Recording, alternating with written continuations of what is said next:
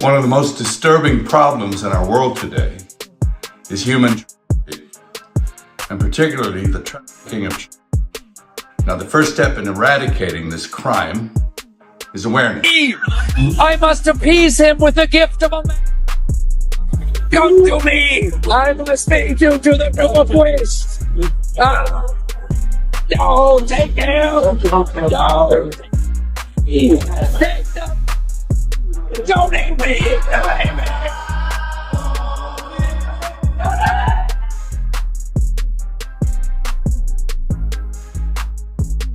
I'm sure that. Why did Jeffrey Epstein purchase 330 gallons of sulfuric acid in 2018? Well, he damn well wasn't cleaning his pool. Sulfuric acid is a highly corrosive chemical that can be used to melt bone and destroy biological evidence. More emails about torture, and these coded conversations still have a very clear topic. That torture was big. It was a big driver for them, and these were sick people doing very, very sick things. They killed them, they dismembered them, they cut up their intestines, and they took the feces out and they ate it. There's a 16-year-old girl. She had some diary entries written in code about her experiences being and impregnated by Epstein. They forced her to carry that baby to term, and they let her keep the baby for a few minutes. Then they came in, took the baby away, ripped it away from this, and they did who knows what. Sane thinking, I'm paranoid. I imagined that stuff. That couldn't be the reason for why so-and-so was acting like, could it? And then you find out later on the track that you are exactly on track. With a lot of this Disturbing problems in our world today is human trafficking, and particularly the Now, the first step in eradicating this crime is awareness. I was in my mid-20s the first time I really came over here. You know, I had a whole bunch of weird paranoid suspicions about what the hell was going on because there was a lot of stuff I couldn't understand. And I formed a bunch of opinions about the town. Surely that couldn't be because... And then you go away and you think, no, I was wrong. I mean, that's insane thinking. I'm paranoid. I imagined that stuff. That couldn't be the reason for why so-and-so was acting like, could it? And then you find out later on the track that you are exactly on track with a lot of this stuff. Not specifically on track, but that you could, that some of your worst nightmares were real at the time. And you think, it does rip your life to pieces if you'll let it. These little heathens with no soul downstairs with horns on their head with a battering ram trying to like walls in. But it doesn't take very long. It's cascading on you all the time. You can't get away from certain attitudes, from certain modes of behavior that this town and the industry dictate. No matter how strong you are, you are going to be affected by this place. And I think it takes that kind of cockroach resilience. You can't get mad. You can't get mad. You can't let it get you. Because you have to make a deal with everyone else, and it's almost unspoken that you are going to be over at some point. I mean, as a matter of interest, do you think it's easier because you're an outsider who came in? I think so. Yeah. Because it was glaring to me because I was an outsider. Man card. That's the only thing I can think of. You lose your damn man card. What is that? What do you mean by that? You give up your ability, your right to being a man. A man don't take it, a man gives it. So when you give up that man card, you don't get that back. Are you saying what I think you're saying? No, I'm saying what I'm saying. You don't get that back. You come into this world as a man one time. You give up that right for anything, for fear of being hurt, fear of somebody doing something, for wanting to gain something. When you give up that man card right, you lose some spiritual energy that has always been pushing through. Like if a woman gives up her womanly right, but when you give up your manhood, I've never seen somebody recover from it. That was all the people that went to the puffy parties. That was all the people that did all those things thinking that there was never going to be a consequence for what they were doing. Get punked out and pimped out by some greater desire. You shouldn't have a greater desire than being a man. So With the new formula, most men are made to be effeminate and not have their power or sense of strength. They allow white men to be strong, but not when it's black men. He continued, I don't want to remove a few chromosomes to fit in someone's story, so I feel they need to expand their stories to allow men to be men and simultaneously appreciate a woman's beauty. Did you ever have the opportunity where you got invited and you said no to it? hell yeah. What was the Hell consequences yeah. when you said no? Puffy invited me for weeks, asking me to come and teach him how to, wanted me to be his acting coach for a while. Go there and he's sitting around just looking. I'm like, okay, what's the material you want to work on? He's just looking at me. Then next thing you know, okay, hey, will you help me? I want to hear your music. So I come over there and I play the music. And he's sitting there just looking at me, like waiting. Okay. So then my assistant was like, he wants to hang out with you next week. And I was like, for what? He's like, I think he's trying to f*** you. That's what my assistant said. And I was like, oh, okay. Now I get it. So now no more communication. Now you know to be hands off with somebody. A number of producers come in to make the approach. And you threaten to punch them in the mouth. Or threaten to knock their head off for talking to you or looking at you like you're a woman. 330 gallons of sulfuric acid. That's what Jeffrey Epstein purchased in 2018. Not 3 gallons, not 30, 330. And sulfuric acid isn't something you casually pick up to clean a driveway. It's a chemical powerful enough to dissolve bone and destroy biological evidence. So the real question isn't what he bought. It's why. And more importantly, who knew? For years, Mel Gibson hinted that Hollywood was hiding something far darker than anyone wanted to admit. At the time, he was dismissed as unstable, paranoid, blacklisted. But now, with resurfaced interviews, old tweets, controversial films, and explosive Epstein documents being revisited, some are asking an uncomfortable question. Was he trying to warn us? And if he was, why are people saying he might be in danger again? Was he spiraling? Or was he stepping back? That's the question fueling the redemption arc narrative. Because there's a difference between being pushed out and walking away. Some insiders claim Gibson simply stopped playing the game, that he refused to compromise in ways that were quietly expected, that he chose distance over compliance. And audiences love nothing more than a comeback story where the crazy one turns out to have seen something others didn't. Then there's the film that, according to multiple interviews, no one wanted to fund. Sound of Freedom became one of the most talked about films in recent years. Though directed by Alejandro Monteverdi and starring Jim Caviezel, Gibson publicly supported similar trafficking awareness projects in the same space and had long been vocal about the issue. The film centers on child trafficking, not in a sensationalized way, but through the lens of rescue and awareness. And whether you agree with its framing or not, one thing is undeniable.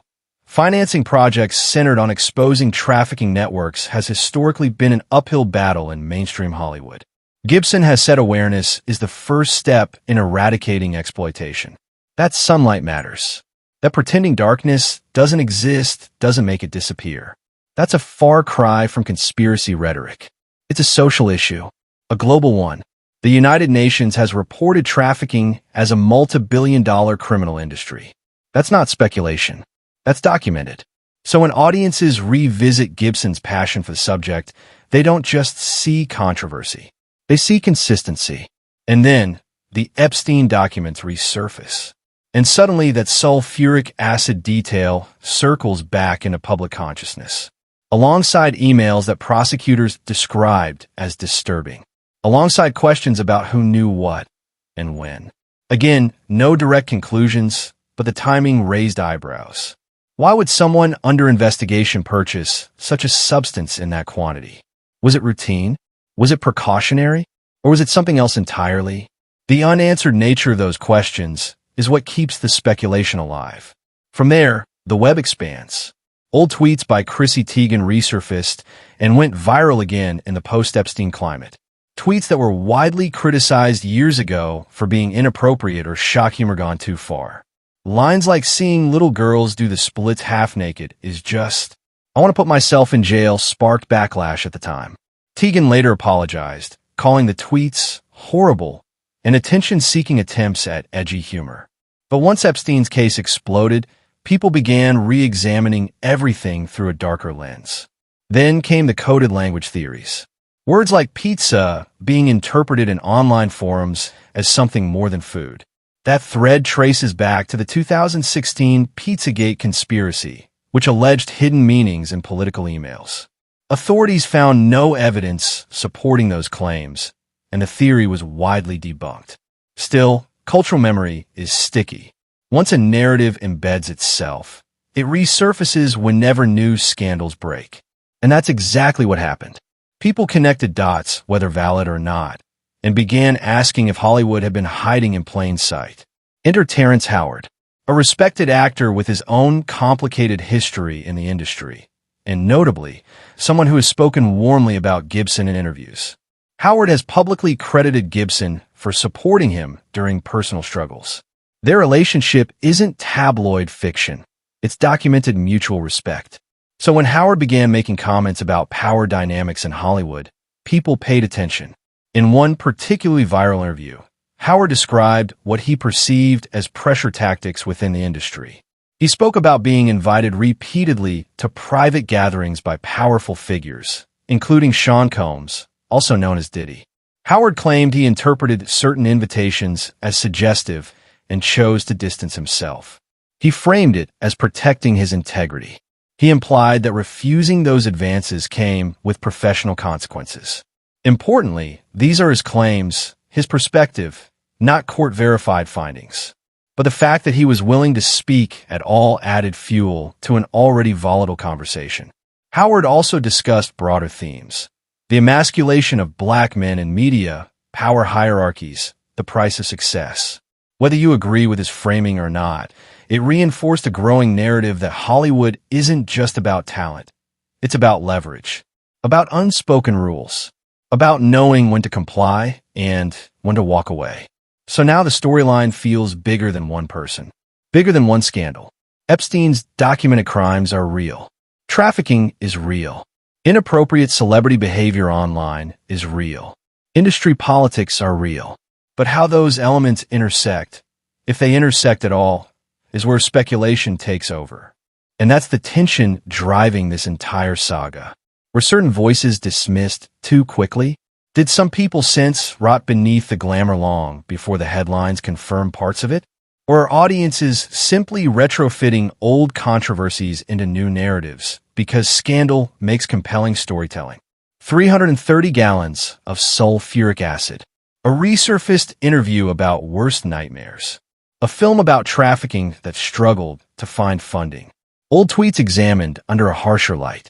An actor describing pressure behind closed doors. None of it proves a singular hidden truth. But together, it creates a question mark that refuses to disappear. And in Hollywood, sometimes the most powerful currency isn't fame or money. It's silence. And this is where the story shifts from whispers to consequences. Because if you ask certain corners of the internet, what happened to Mel Gibson wasn't just a fall from grace. It was retaliation. For years, the narrative was simple. Gibson imploded. The scandals, the leaked recordings, the arrests, the headlines that painted him as volatile, unstable, toxic. Studios distanced themselves almost overnight. Major projects evaporated. Award season invitations stopped arriving. Late-night comedians had a new favorite punchline. To the public, it looked like self-destruction. But now, years later, some are revisiting that era with a different lens. Was his career destroyed? Or was it strategically isolated? It's no secret that Hollywood has a long memory and a longer blacklist. When a star becomes bad for business, the machine moves on. And yet, Gibson never entirely disappeared. He continued directing. He continued producing. He even scored major box office success with projects like Hacksaw Ridge. That's not the trajectory of someone completely erased. That's someone who shifted lanes. Which raises an uncomfortable possibility. What if he wasn't destroyed? What if he stepped back? Critics argue that his personal controversies alone explain everything. And to be clear, those controversies were serious and widely condemned. But supporters counter with a different argument: timing. They point to the fact that some of his more cryptic warnings about corruption and moral rot in Hollywood predated his most severe industry exile. They argue that once you become unpredictable, once you stop playing along, you become inconvenient. Then there's the satire moment that many fans still bring up. South Park famously portrayed Gibson as an unhinged, masochistic extremist obsessed with chaos. The episode amplified the public image of him as irrational and dangerous. At the time, audiences laughed. It felt like cultural confirmation that he had lost it. But satire has a funny way of aging. Today, some viewers rewatch that episode and see something else. Not proof of conspiracy, but proof of how effectively a reputation can be cemented. Once the caricature sticks, nuance disappears. The public doesn't debate complexity. They repeat the joke. And public perception is everything. There was a time when mentioning Gibson in a serious context triggered eye rolls. Now, comment sections look different. You see phrases like "they try to warn us," or "maybe he wasn't crazy." You see people drawing parallels between what he hinted at and what later became public knowledge in entirely separate scandals. Fair or not, the mood has shifted. That's the emotional payoff arc unfolding in real time.